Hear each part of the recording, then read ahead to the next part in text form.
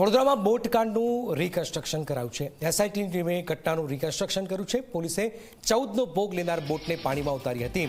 બોટમાં વજનનું સંતુલન ચકાસવા રેતી ભરેલી થેલીઓનો ઉપયોગ કરાયો છે। સમગ્ર તપાસમાં એફએસએલની ટીમ પણ સાથે જોડાઈ છે। આપણે યાદ અપાવી દઈએ કે 14 લોકોના મોત થયા હતા, જેમાં 12 બાળકો અને 2 શિક્ષકોના મોત થયા હતા। રવિ જોડાયા છે। રવિ, રિકન્સ્ટ્રક્શન કરાયું છે, કઈ રીતે કરાયું છે, શું તપાસમાં બહાર આવી રહ્યું છે?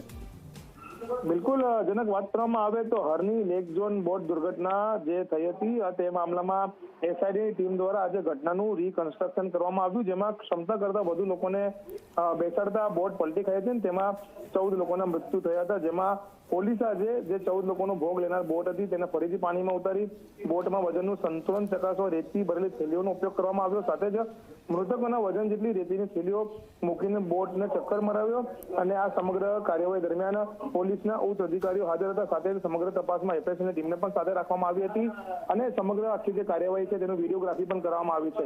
એટલે કહી શકાય કે પોલીસ હવે આ સમગ્ર આખો જે ઘટનાક્રમ થયો હતો તેમાં પૂરતા પુરાવા જે છે તે એકત્રિત કરી રહી છે અને એસઆઈટીની ટીમ દ્વારા આ તમામ જે આરોપીઓ પકડાયા છે તેમની સામે કાયદાનો સકંજો કસવામાં આવે અને પ્રોપર તેમને કોર્ટમાંથી જામીન ન મળે તે દિશામાં હવે આ કાર્યવાહી કરી રહી હોય તેવું અત્યારે લાગી રહ્યું છે।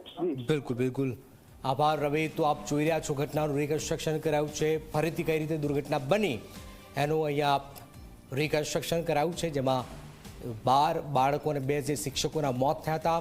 ખળભળાટ પચી ગયો છે। હાલાકી આ રિપોર્ટ પણ મુખ્યમંત્રીને સોંપાયો છે।